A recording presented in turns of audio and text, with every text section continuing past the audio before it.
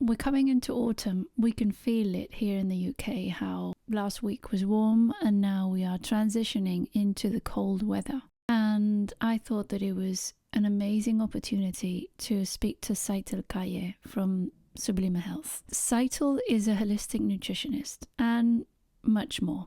And you can learn a lot more about her on the links in my description of the podcast below. She is currently part of the Holistic Nutrition Institute of Madrid in Spain, where she is also a tutor and collaborates giving workshops and consultancies in various centres and events.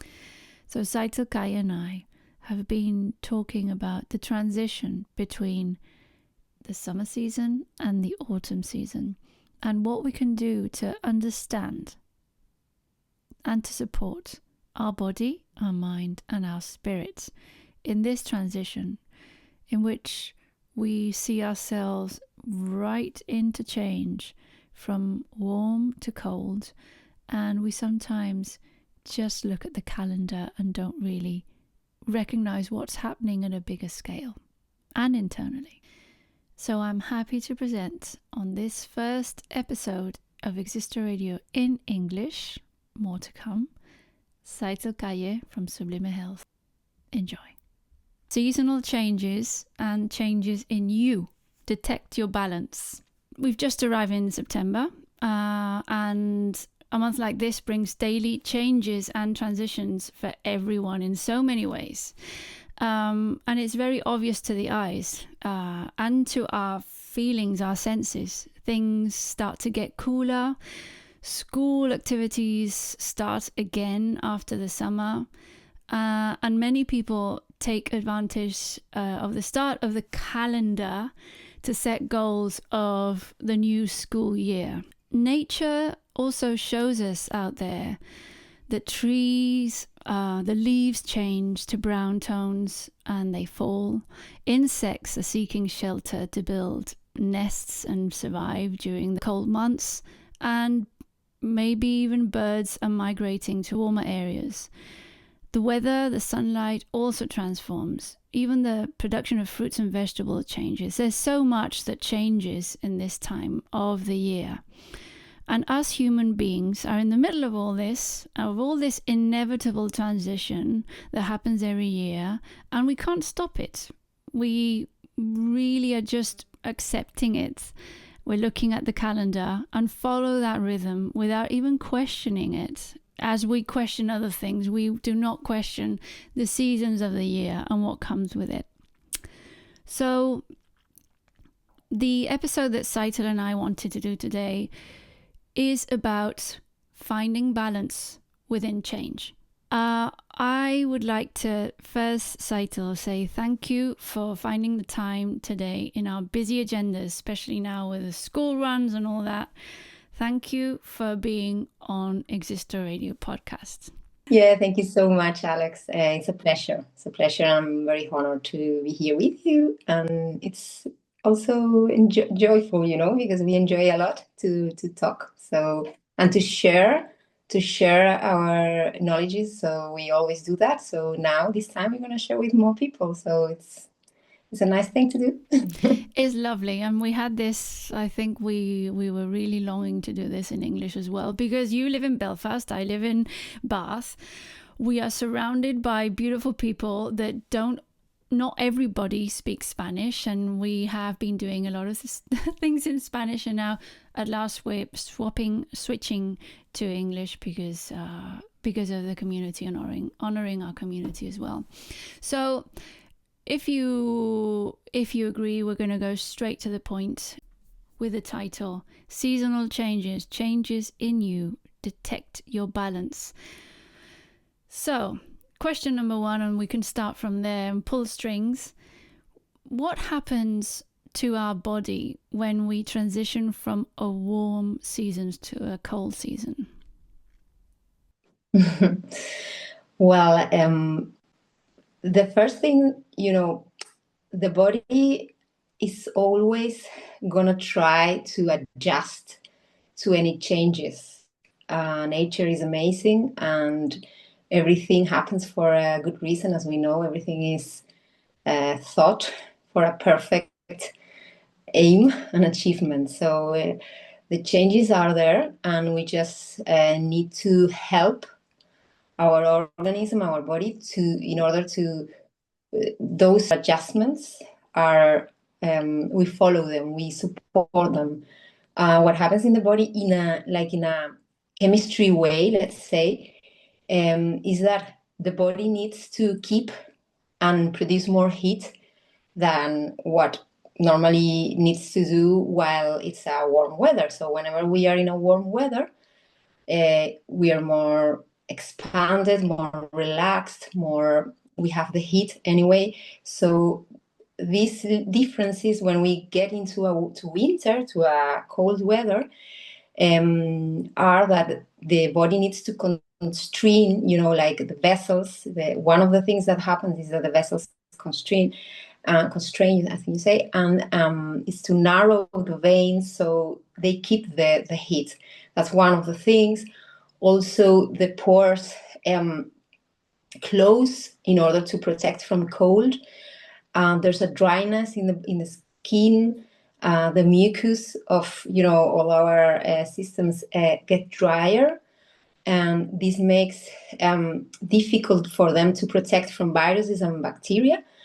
Although also because we are more indoors and we don't have so much outdoors life, let's say, the respiratory tracts get constrained also because of the lack of fresh air. And also a very important thing is that we don't have as much as exposure to our amazing sunlight, which gives us vitamin D. And vitamin D is super important for our immune system to work correctly. So also what happens is that the digestive system changes because, of course, we change our diet because we feel the body needs to have more carbohydrates and produce more heat. So the metabolism can or try to get faster to produce more heat, or sometimes it goes slower to keep the heat that it already has. And we change our diet because we feel like having more warm food, and all these things, the body needs a lot of extra energy because those adjustments are needed to be done. Also, having less daylight makes our circadian rhythm change, and then we don't rest as well as we did during so all these things makes our immune system to drop, and we really need to boost it for this, say, accommodation to the new temperature. We cannot forget about the mood, the change of mood, and a little bit the fatigue, and it's called like the mental depression a little bit because of the lack of light. So this actually it's something chemical that happens in our brain. What I would like to say as a message here in our podcast today about this is that changes are going to happen anyway, and it comes from us. We are empowered to help those changes to feel less aggressive for us and help the body to make them in a more soothable way, more soft way, let's say. Yeah, being kind to ourselves first. And this is something that I've embodied in my own life, and probably lots of people here listening feel that this resonates. All of a sudden, just like we've discovered from last week to this week, it was sunny, there was a heat wave, everyone's out in a t-shirt, sunlight, everyone's out in the sun doing their gardening, out in nature. All of a sudden it starts to rain, the cloud comes in, the days are darker. We start to think about school runs, we start to think about our goals, we start to, have the mental activity that we were having before the summer season. All of a sudden we are diving through that tunnel into autumn and even thinking about Christmas. And at the same time, we're doing our same routine. So of course, if I keep on doing my routine, keep doing things that are more aligned with the summer hot weather and not really tuning into what's happening in our present moment, that is the transition into cold, that makes sense, that everything that you just mentioned, that, you know, we are stressing the body in a way to try to hold on to the warmth and hold on to the belief of, oh yes, it's not, the summer isn't over yet, or I don't want summer to be over. And at the same time, with my eating habits, probably still eating things that aren't aligned with that. All this becomes a huge stress, and this is something that we take as a given. My question is, what happens if we don't listen? Well, that's the key of everything. We need to listen. We need to listen. You are in your house and you listen to the fire alarm, and imagine you're deaf and you don't listen to that. You get burned, maybe, or injured. So the body sends all these fire alarms all the time. And you need to be listening if you really appreciate life, which is a gift, as we know. And why would you want to listen to your body?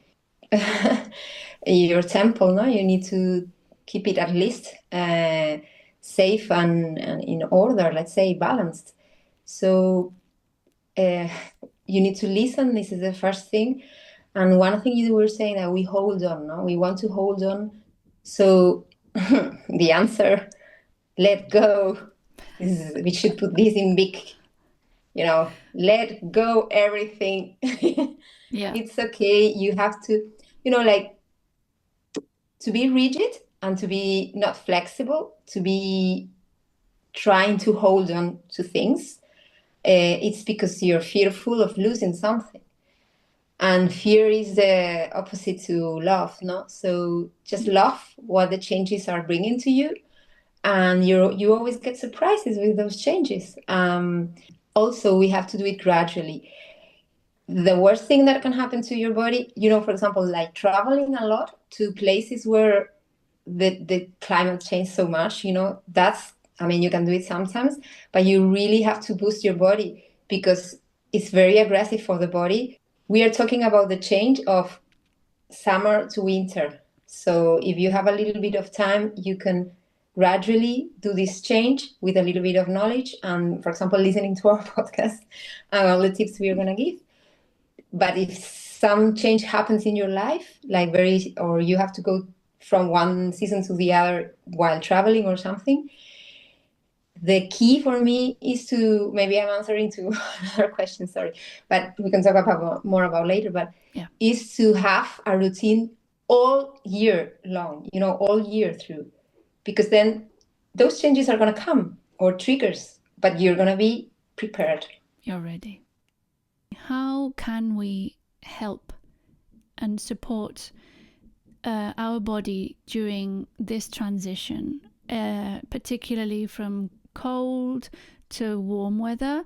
But obviously you were mentioning it can be inverted if we're traveling back and forth, or also this is applicable when we go back from winter to summer. How can we help the body out? How can we help ourselves with the body? First of all, I would like to say that all the bodies, all the fields have to be in coherence, and in order to be successful, it would be very good that we listen to all the bodies, to all the fields. So we are going to talk about mainly with our physical body, because we are in this dimension, and we can kind of have a little bit of control. I really believe that the right nutrients and the right foods, are going to make a change, of course, with this, with how healthy, how balanced your body is. I see it all the time, with people. So when you go from a warm weather and you're doing the transition to winter, first of all, you have to see where you are, no? Where are you living? You have to listen to all the signs, and one of it is what's the food, what's growing in your land, what's nature giving to you. The listening is super important, and it's more important than we think. For example, there's the cravings and there's the intuition. We have like kind of anthenes that they will tell us what we need exactly when we go to a place, for example. But we have lost these anthenes because of the processed foods, because we go everywhere we go, it's more or less kind of the same food everywhere. So we have lost this sense because there's a communication between nature, between what nature gives and our body, actually a real connection, and the colors and the structure and the energy of some foods, of almost everything, even the meat and the animals, have a communication with our antennas that we have, or sensors, let's say. These sensors, we have lost these sensors along the time in these decades mostly. So people are craving for only three things, but they are craving, they are not listening, it's not a actual, let's say, real call or intuition, like, for example, pregnant women have. A pregnant woman say, I need tomatoes, because they are actually needing folic acid, so it's like she needs that to protect her baby, so this is very, very intelligent. And people, we were saying before, we don't listen. So you really have to be connected, and it's very important to reconnect with nature in this way, because we have all the tools. We actually don't need a lot of things. It's just listening to your body and saying, okay, I'm living here and this place is cold. It gives me a lot of green leaves. It gives me a lot of potatoes. And so I'm going to try to find a market where, they have local greens or fruits or vegetables and meat or fish. And that's what I'm going to have in this season. I mean, we don't have to be super strict and get stressed about the things that doing everything perfect. But if we try, at least we keep conscious of what we're giving to our body. So, of course, when you are entering into winter, it's a time to be more within, it's a time to be more reflected. No, you're more reflect. But in order to avoid what we were saying before, because of all these changes, to, for example, hydrate more your mucus, try to reduce the bacteria and viruses that could come in easily because of this dryness of the mucus. So, because you're more exposed to respiratory problems, because you're more indoors with more people. And to boost the immune system, of course, well, we are going to talk about less processed food, more vitamin C food or supplements even. We are going to talk about less fats and less toxins, of course, foods, like reduce the toxicity, reduce the how you cook food in a toxic way. We have to also have a look at this. Of course, buy or take food that, all those vegetables and foods that are in I was saying, in our surroundings, no? And how we cook them. And then a lot of soups and a lot of, let's say, roots, I would say, like turmeric, ginger, use that a lot in this time of the year. And yeah, I would say of course, it makes sense, no, but more like the warm foods more than the cold foods. No, in microbiotics also we know that we have to keep the warm inside. Is a very common thing to think, no? But even the slightest moment that you listen to your intuition, you already know that you prefer to have something warm rather than a cold salad. when it's cold outside. Sorry, I want to add one thing also. Yeah. Maybe this has to do more with not the physical, or maybe yes, but also like an attitude thing. But I can see that a lot of people get more ill in winter. Mostly has to do with their activity. So a lot of people are really, really productive, and it's very good because it's like expansion, and they are people who are really all the time like in the mind, like projects, and can't stop. These people that are all the time busy, busy, busy, busy, busy, busy. You say here, no? But it's like when they stop one thing, they are with the other thing, and so getting how do you say sick, like having flu, or these moments in winter, because the winter you were saying just now is a moment to be more slow, to look to like to be more calm, to listen to yourself, but they are not listening because they don't have time to listen to themselves. Yeah. So the body, because it's very intelligent and nature, what does is, okay, you don't stop, I'll make you stop. Yeah. So it's important that they stop, and they go through that flu, so everything makes sense in nature. Even those, flu, or getting a little cold and stopping for 2 days is actually something is good. It's not a sickness, it's not a condition. Is it like a reset? Yeah. Because of course you clean with mucus, but also it's a cleansing to stop, your mind to stop. It's like, because it's very funny. I have friends and clients. It's like each winter they are like, I had to stop, and I've been 3 days in bed. I feel so bad. I cannot even think. And it's like, yes, that's what you have to do. Don't think. You stop. Yeah. Your body's super intelligent. Well, it's trying to find the balance, isn't it? And it's trying to putting us into balance. If we don't listen, if we're only looking at the month that starts in the calendar, and it's a new month, and we have to do this and this and this month, instead of also saying, okay, it's September, we're going to transition into cold, and all that. And also, it's like in winter, because you have not done the homework during the year. So if you have been very, very busy that year, and you have like been super stressed, even in summer, or you have done a lot of things during summer, the body says, okay, now in winter, you're gonna stop. Yeah. So it's also what we were saying, like during all the time, you have to have your support there, maintain that constant little things that will make, whenever it needs the body to stop, or whenever you have a little cold, or it can be a little cold, or it can get serious. But it depends on the earlier work you've done also, no?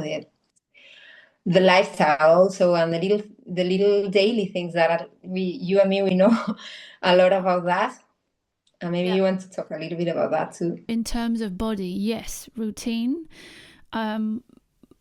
Some people are quite resistant, and I've had my resistance of calling it routine, but I'm accepting it now. I can also call it my own protocol, or I can call it my own method. I can call it my own personal practice, or as they say in India, my own sadhana. And with the body, I definitely I've been practicing, as you know, and you have as well, practicing my own personal routine for many, many years now. And it doesn't mean that it takes that long to, for something to become a habit, but the more you do it, the easier it is, and the more ingrained in our system it is. I get up in the morning, and I've been doing this forever, and people from Existo that listen to Existo know that I really promote this, is getting up in the morning, putting my sports clothes on. In my case, it's my running clothes on, without even thinking of any other option. I go, put my clothes on, and go out for a run. Before that, I do hydrate, and and I breathe. But my main activity as soon as I get up is going out for a run. A bit of hygiene before that.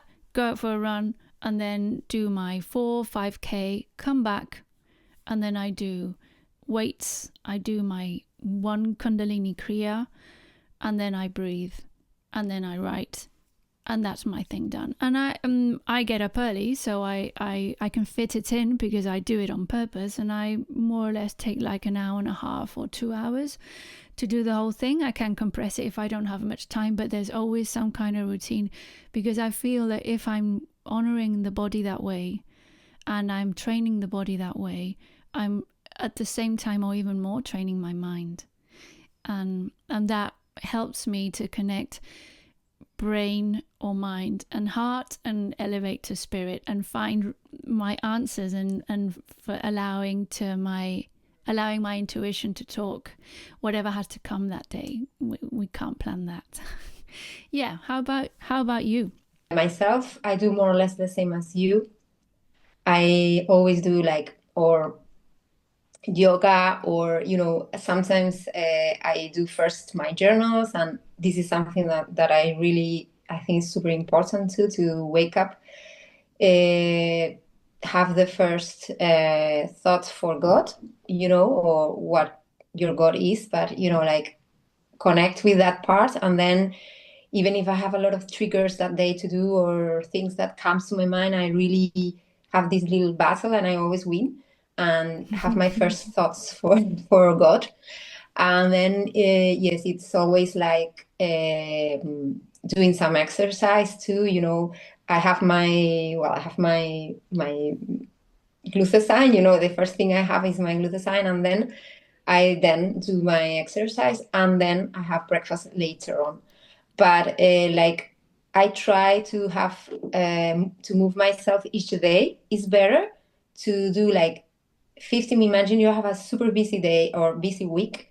It's better to do 15, 20 minutes, 10 minutes, doesn't matter. They say even 10 minutes, 7 minutes each day, than not having anything and doing the Sunday go for running. No, it's better a little bit each day, even 20 minutes, 30. Or, I mean, if you can do 30 minutes each day, it's better.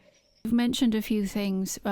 Well, at the beginning of the conversation, we were talking especially about what foods and how to support our body with local and foods from the area, depending on the season and where we are geographically, but also supporting our body. And you've mentioned, and probably this caught someone's ear, which is glutathione.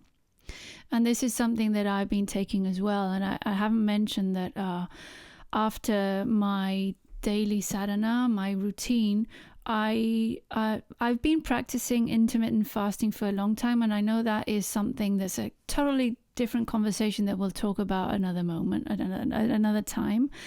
But I don't practice it as much. I do it intuitively more than if I'm, more than saying, oh, it has to be 8 hours, 16 of fasting. I don't do that as much anymore, but I was very thorough with it at some point in the near past. And it helped me to train my resilience also, and it worked a lot.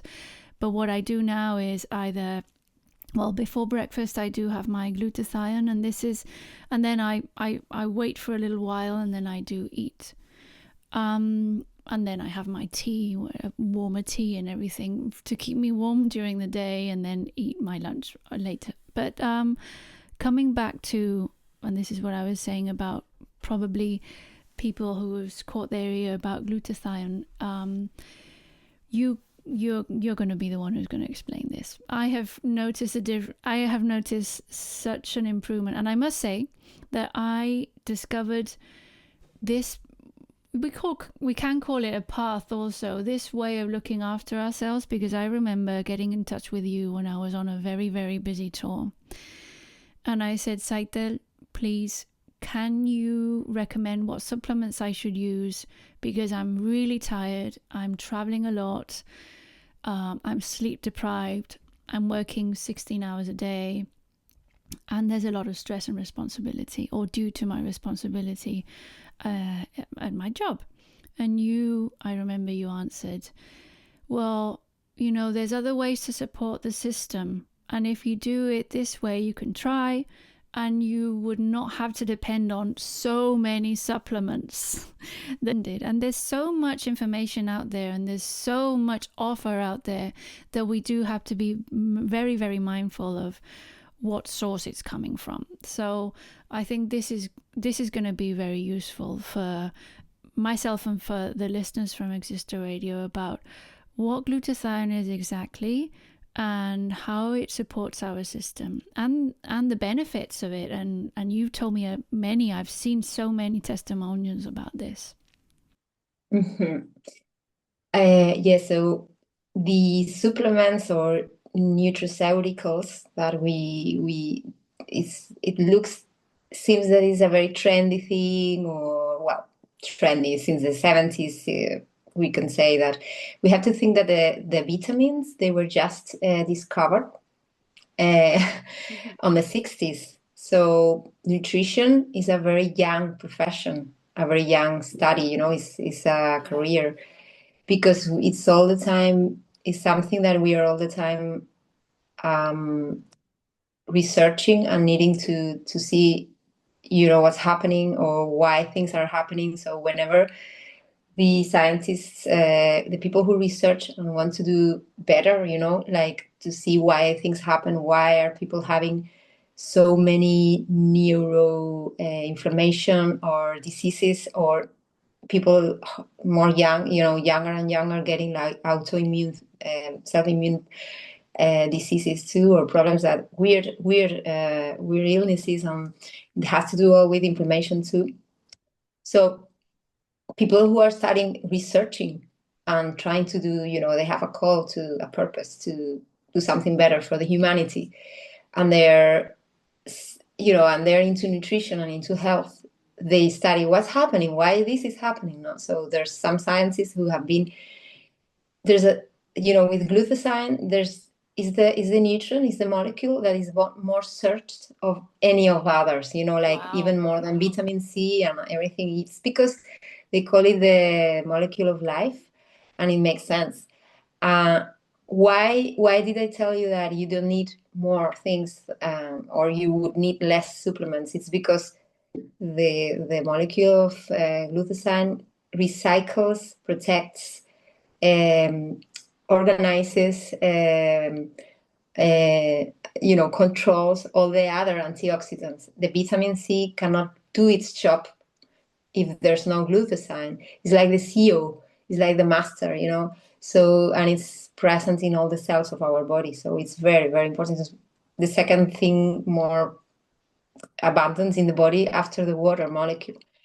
But what I was going to say about the supplements is that we think it's a trendy thing, and it's like, now everyone is going to the herbal shop and buying zinc or magnesium or this and that.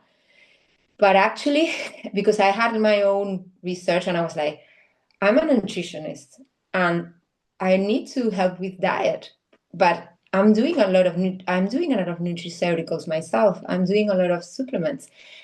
Is this because I try to be very organic and I have organic food? That's something we didn't say before, but of course, food should be with the less pesticides and less processed, but that's another also.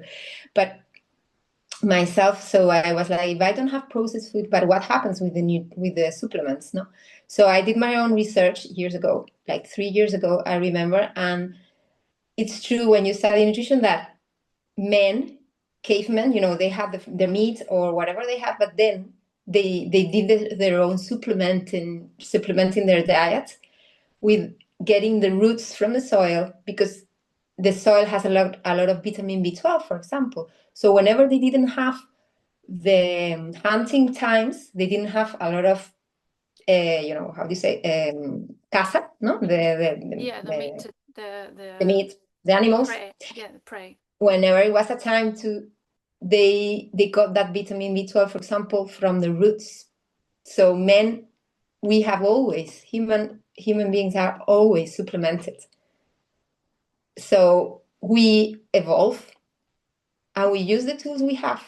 It's like, why are we now living in boxes in a building?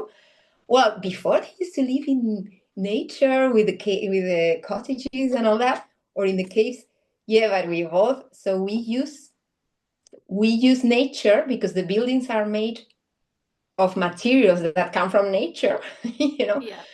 We are not from something different. We use that to survive and to evolve. So the supplements have also had their transitions and their evolution.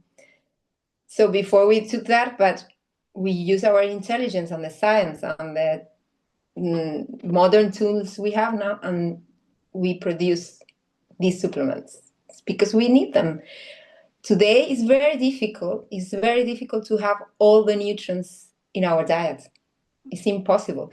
Even people who we are super aware and conscious and trying to do what I was saying at the beginning, it's very difficult because the water where, even the organic foods, you don't get everything. Yeah, and the richness of the soil, right? I don't Of know course. if just as a note, that Dr. Zach Bush talks a lot about the richness of the soil, and there are a few documentaries free online, I guess, on YouTube. They're available, where if you want to do any research, any of you that are listening, we can recommend a few on the description of the podcast below. Yes. Yeah, no, super that you subscribe that, because it's very important to know that we are not getting everything, and also we are more exposed to stress that our elderly had. They were more mindfulness, of course, practicing more, and they were less exposed to radio frequency, and of course, not to talk about the devices and how stressful that is. Anxiety levels have risen, and the food is not the rush of life is nothing to do with 100 years ago or even 50 years ago. Yeah. And also the quality of food, the quality of air, the quality of the water. Water is super important. So all these things are diminishing our capacity to absorb the nutrients that we need, because nature, what's magical, a miracle is nature and our body.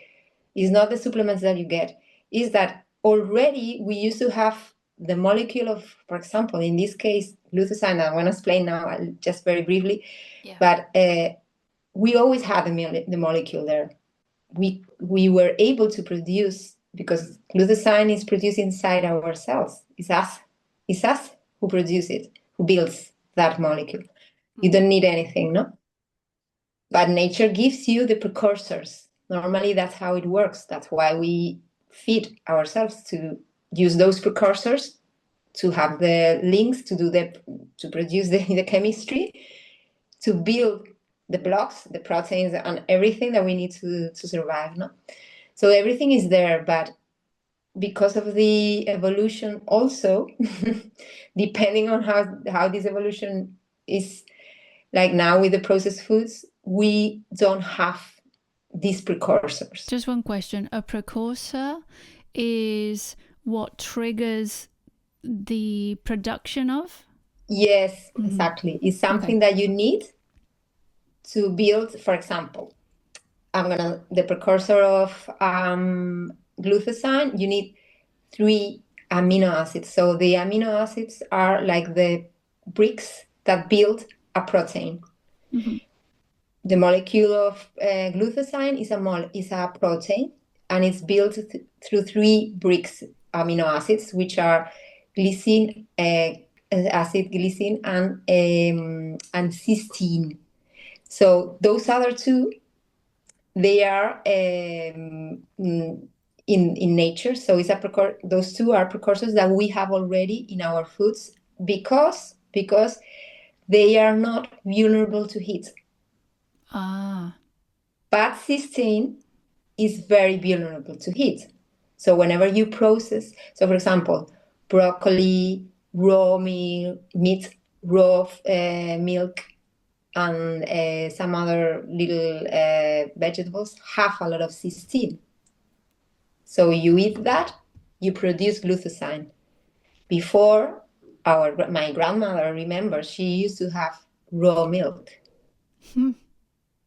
But nowadays you would need to have loads. And what has happened that also we are so under stressed, and because the glutathione is a anti-radical free, it's an antioxidant, and it's most of the things that it does, it has to do with the longevity. It works for these free radicals to be imbalanced. And of course, they had more because they were exposed to less stress. Yeah. And so they, whatever the first quantity of, for example, of cysteine you get, the first time you get cysteine is from your mother's milk, the human milk, the breastfeeding. Makes sense. And now that has decreased because not everyone breastfeeds and all that. So these are the precursors, so you need that. And the cysteine has been degraded. It's an amino acid that is very delicate, and it needs to be protected because with heat, and also a little bit, they say it's a evolution fault, that we are in evolution, because not only with the heat of the food, but when you have cysteine, your own acids degradan or denaturalize the amino acid. So the amino acid has these chains that needs for it to get linked to the other chains of the other amino acids. It's a three-dimension structure. So this three-dimension structure is like cut, let's say it's broken because of heat or acids. Okay. So it's very delicate. The cysteine is very, very delicate. So it needs to be protected. Okay? So because it's not protected, we are not getting cysteine as much or almost anything. And the glutathione levels have dropped. Because there's a lot of glutathione supplements out there in the market. So it's really not about, you were saying that glutathione is something that the body produces. Why are they selling glutathione in the shop? Because, so it's the cysteine that is necessary for us to take for glutathione to rebuild in the body or to produce in the body. So what's happening with all this market of glutathione out there, and does that work? Yeah, that happens with a lot of other nutrients too and other supplements. You always have to really look carefully, like any other thing in supplements. You can have very cheap or things that are very, not very good quality, even vitamin C, magnesium. You always have to try to get those that are the core, they have the core of the core is without excipients and other substances. It has a lot of the real thing that you're having, like for example, if it's vitamin C, and it's vitamin C with not other things. Yeah. And also we call in Spanish matriz, no? It needs to be matriz. Yeah.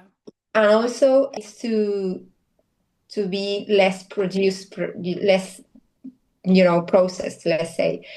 So in this case with the cysteine, what happens is that, they sell a lot of products because they are cheap, but they are not bioavailable. When something is bioavailable, means that your body is actually going to use it productively to do its work. So cysteine, which is not bioavailable, is cysteine that hasn't got its chains, and it's not going to work, it's not going to get stuck to the other two to produce glutathione inside the membrane of the cell. This is very important. So what you're saying is that whenever they sell glutathione, because imagine I don't explain this and someone listens to us and say, glutathione, okay, I'm going to have glutathione. Yeah. You go to the shop and you say, oh, very cheap, this glutathione, liposomate or whatever glutathione you get, no? The body is not going to understand why you are giving a big molecule, which is glutathione, which is a very big molecule, I have to say, while the proper body produces something. Why are you giving me something that I already do? It could get lazy. But it's a lot of energy needs to get that inside the cell because the membrane is not going to be able to absorb it. So absorption, this is again, it's not bioavailable because the absorption is not going to happen. It's very difficult. This happens a little bit with the collagen. So we have to see the way what product you're buying, that it gives you guarantees that there's an absorption, there's an bioavailability. So apart from that you have to see that in all of the supplements that you buy, because it's true that we need a little bit of magnesium also. But while boosting your glutathione levels by getting, so here's the key of the thing, what you need is to boost your cysteine absorption or increase your cysteine intake. So what you actually need is a nutrient, is a supplement that has cysteine, and not only a cysteine, but the protected one, the bonded one. It's called bonded cysteine. So that cysteine is going to be protected inside your digestive system and also from the heat. So this is what I told you you could have, bonded cysteine in order to produce more glutathione. Why we need to boost our glutathione? Because nature gives us that protein, that molecule, which is in all our cells and all the body. It works in more than 1,500 functions in the body. Imagine, that's a lot. Wow. Yeah. And it's going to make sure you survive until the day you die. So anyone, even 100 years old, is going to be able to produce glutathione. It's not because if you have cysteine. Actually, the research and all the studies, they show that elderly, people from longevity people, how you say that, no? From 90s, or people who are 95, from 95 up, the levels of glutathione drop when from the 40s, they start dropping, and then they start going up whenever people are 90s and 95 to 100. They go Probably up. they're less stressed. Yeah, it's because if they are able to have 100 years old, it's because of the glutathione levels. Wow. Yeah. It happens with other nutrients too, but it's very obvious with the glutathione. And also because these people, of course, were people who were protected. Still the cysteine was protected at that time, and they had more quantity, and they were exposed to less radiation, processed foods, stress. Yeah, so we've covered the body. We've covered about food, not in detail, but I must say that if anybody wants to know a little bit more about their own selves or understand their own system, I'll leave Tzeitel's contact, because she's offering one-to-one sessions, and she does all sorts of workshops and talks and podcasts like these. So you'll be able to get in touch with Sublima Health, which is owned and founded by Tzeitel Calle. So we talked about the food. We talked about how we can support our system. And we talked about glutathione and all the explanation with the cysteine.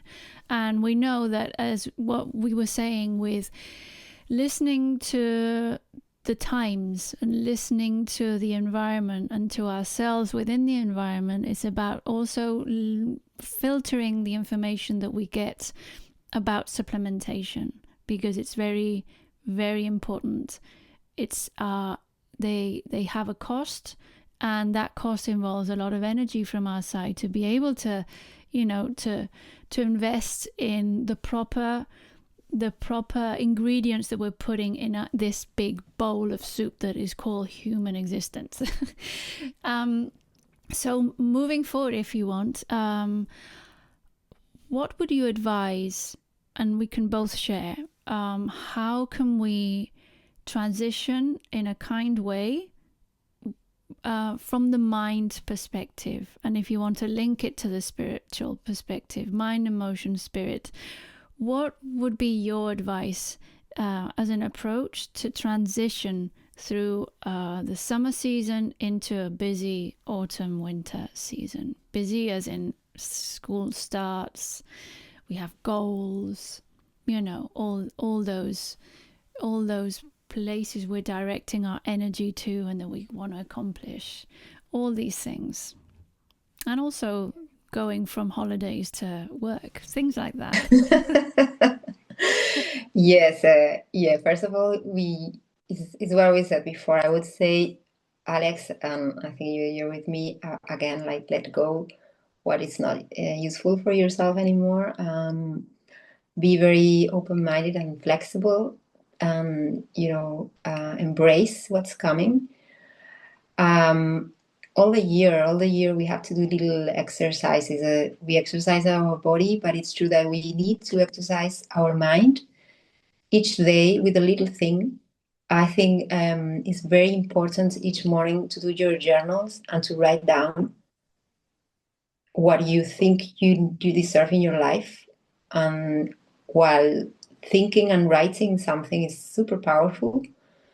So if you do that each day, whenever these changes come, your mentality, you're going to be more positive, and everything is going to be more soft to embrace, because you have nourished your brain in that way.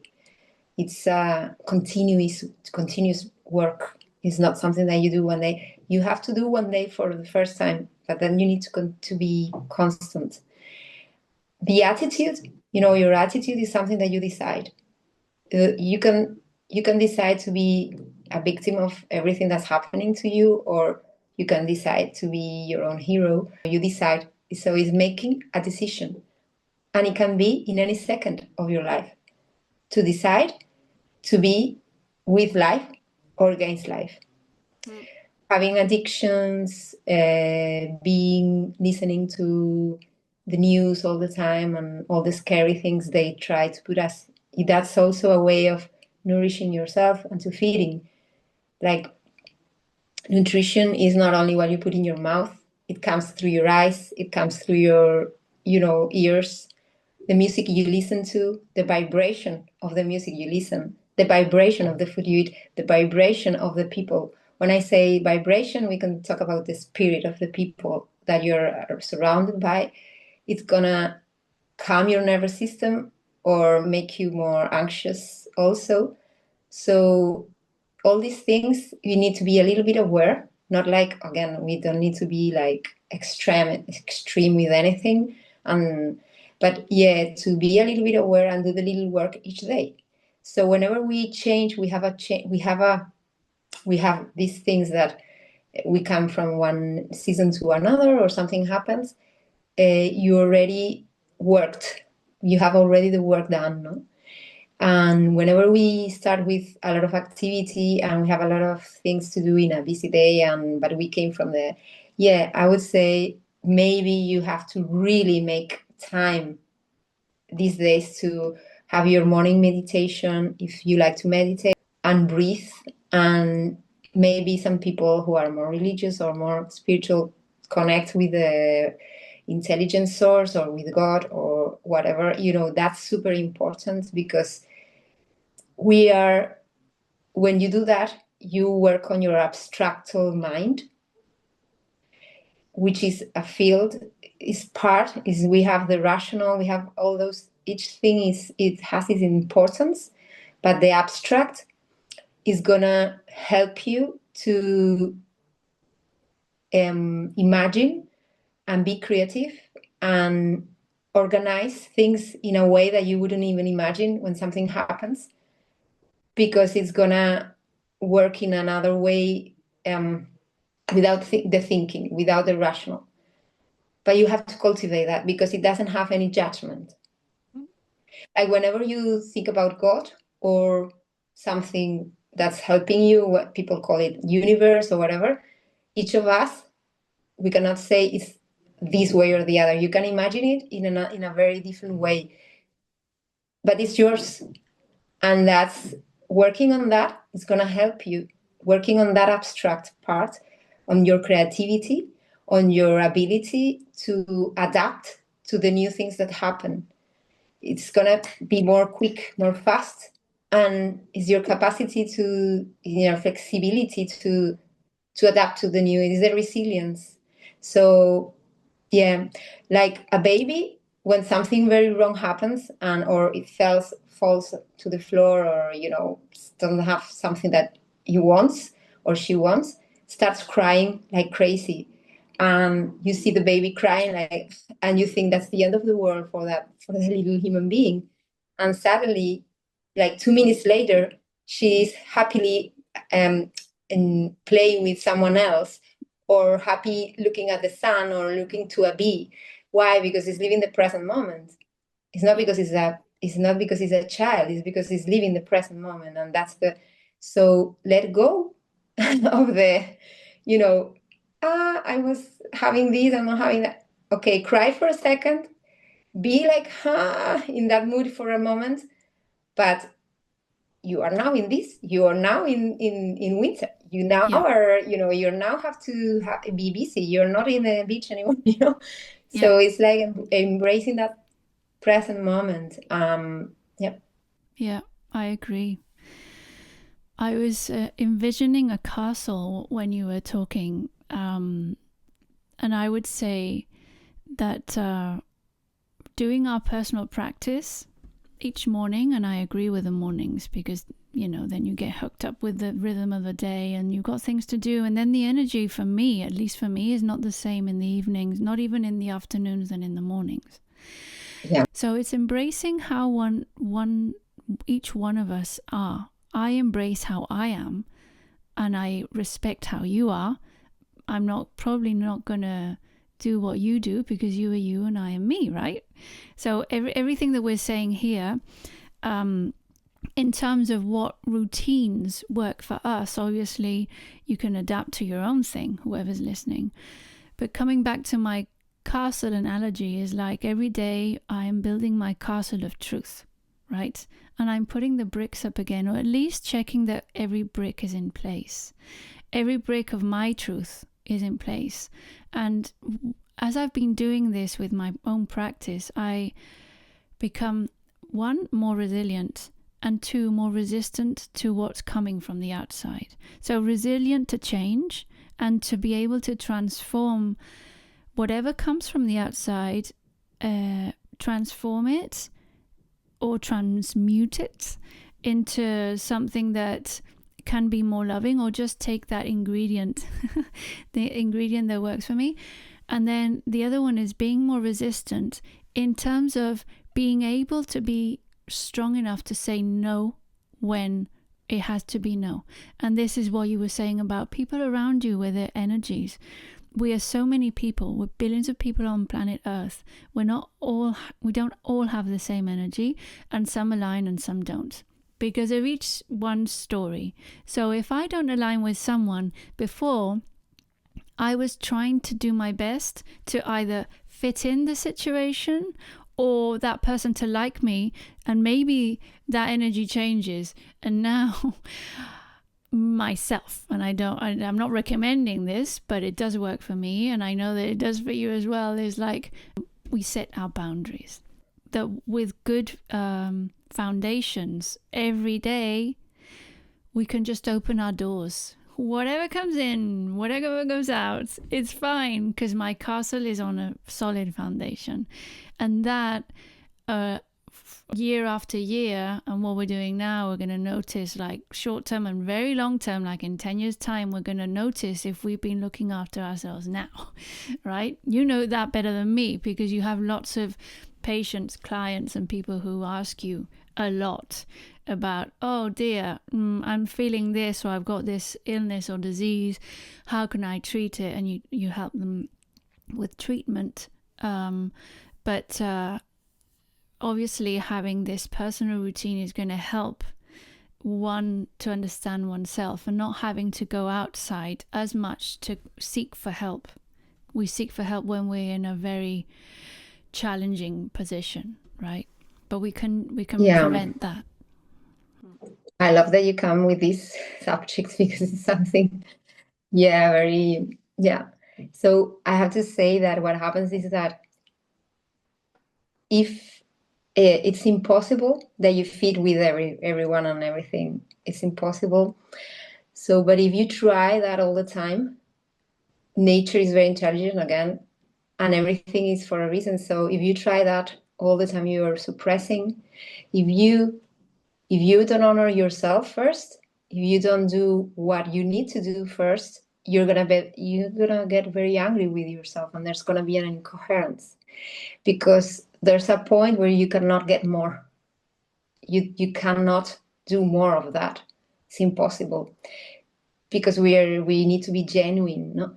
So if you give too much, and there's a point where you're gonna be so angry with yourself, and then you're gonna be very rage, and you're gonna, at the end of the day, you're gonna be not nice with people, you're because gonna just be angry with life. So it's impossible to help others if you first don't help yourself. If you don't have your own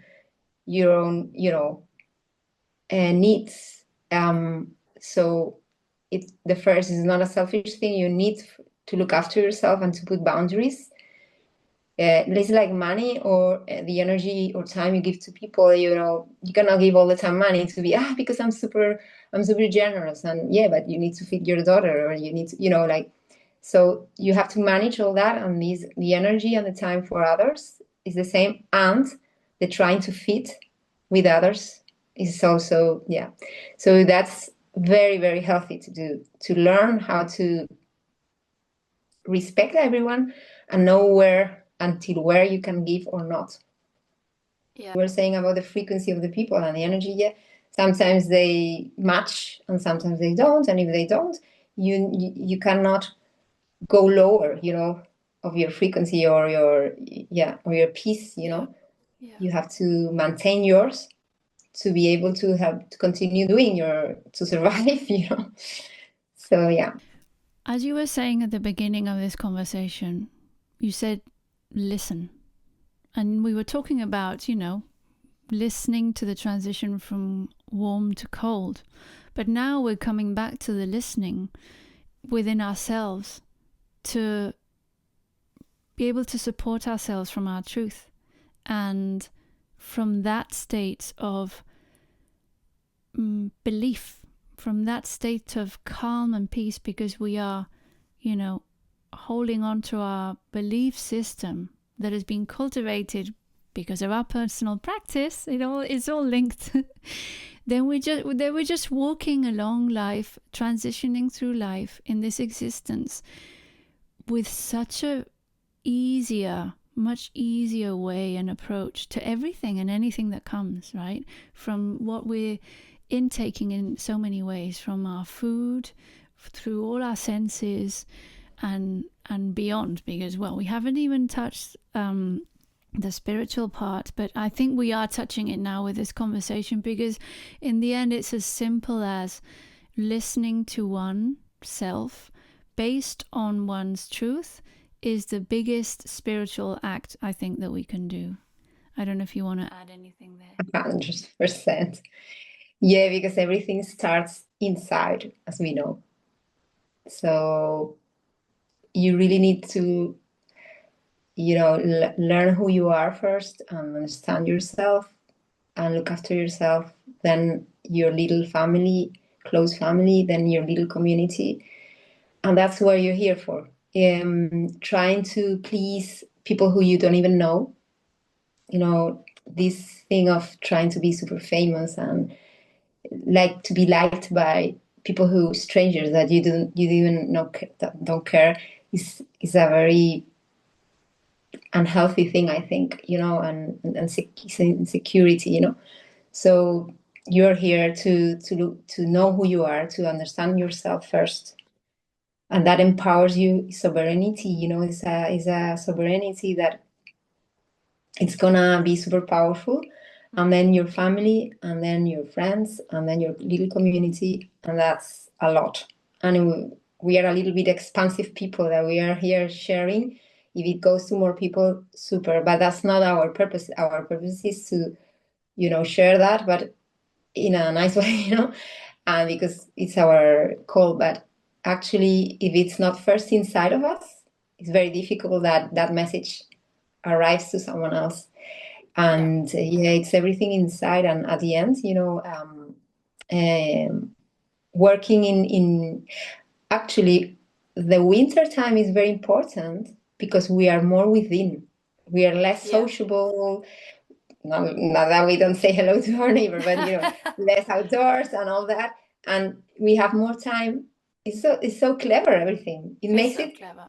You have time for being aware outside and all that, and now time to be with yourself. You have to reflect and understand what's going on.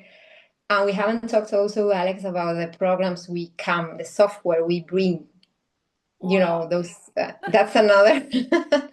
That is. But I have to say that doing all these routines and enlightening our food, our body, and therefore our spiritual body, is going to be more easy for us to get rid or try to get rid of those programs because you're more conscious. So it's also, that's another thing, that we get stuck to something and we don't know why we are repeating and coming back to the same problem or trigger or situation in life. And it has to do with these softwares, but our ego that don't let us let go that software, let go that program and try something new. But by doing these routines, by eating the right food, by being nourished by the right people or the right things that you listen and you see and it's going to help also to be more flexible to make that change and let go of those programs that we all have. It's impossible not to have. And as they say in neuroscience, that it's funny. I was running this morning, and I went into my end of the road, my end of that way, and then I come back. So it's 2.5 kilometers. At the end of the 2.5 kilometers that way, there's a huge hill. It's a green hill, and there's a path that people walk through, right? And you can see the actual pathway that's done only because they've walked in the same direction back and forth. But the rest of the green is so green.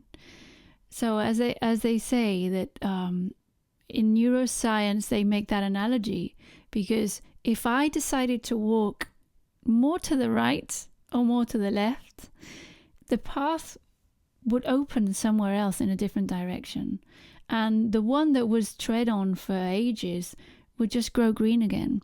And that's the same with our neural pathways. Just like you're saying, if we adapt to, or if we start exercising our own practice, and we hold on to our truth through our practice and build that belief system through our practice. And practice can be anything like reading a book to exercise or meditation, hundreds of things. That pathway that is not working for us anymore is going to grow green. Yeah. And we're going to go the new one. Wow, right? Alex, that's beautiful. I love that. It's so true. And it's funny because I was running this morning and I was thinking that we were going to record this today. And it was this, I have to take a picture and show you, because it's this beautiful, beautiful round hill, and then the path in the middle. I'm going to start to walk in another direction and see what happens. Yes. And it's amazing. The, how to say, the genetics, the epigenetics, no? Yeah. It talks about that we can create new telomeres, no? From it's like it's like antennas. Yeah. So we can actually, now we know that we can create new. So that means we can change our DNA. By the way, the glutathione also helps repairing DNA. So that's one of the things that I also see. Everything works in synergy. So you can be helped also by nutrients, but if you don't do also the other things in your brain field, let's say, and the nutrient is going to help the brain field, and the spiritual field is going to help the nutrient to be more, everything works together, and that's the beautiful thing of it. If we could integrate this in the practice, right? This amazing magical synergy that you just explained, right? How everything is nurturing everything from our food, our chemistry in the body, our practice, our body, our mind, our spirit. Everything is just one whole universal truth. Yeah, 100%. Yeah. It's beautiful. Yeah. There's a lot more that we could say. I think that just for the purpose of time management, we can leave it here, but we're going to do many, many more. And I have to reveal, Tzeitel, I have to reveal something to you right now. Oh my God. And I didn't tell you before because I had the pressure, but I didn't want to pass it on to you. This is the first episode in English of Existo Radio. Wow. The first ever. Beautiful. This is huge. And it's a beautiful transition and expansion with you. So I really appreciate you being there for me in so many ways and to serve as you do. I want to thank everybody that's listening, and I want to share that lots of pieces of information that we have been sharing today, both Tzeitel and I, I'm going to share the links at the description of the podcast. Wherever you're listening or seeing your podcast, just click on the description or notes or more or the 3 dots or whatever that is, and you'll find links to a lot of the information that we've been sharing, including how to contact Tzeitel if you want to know more about yourself and exploring more about this.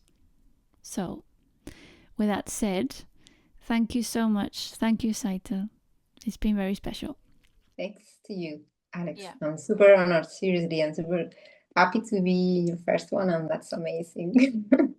And you know that now we have to do it in Spanish.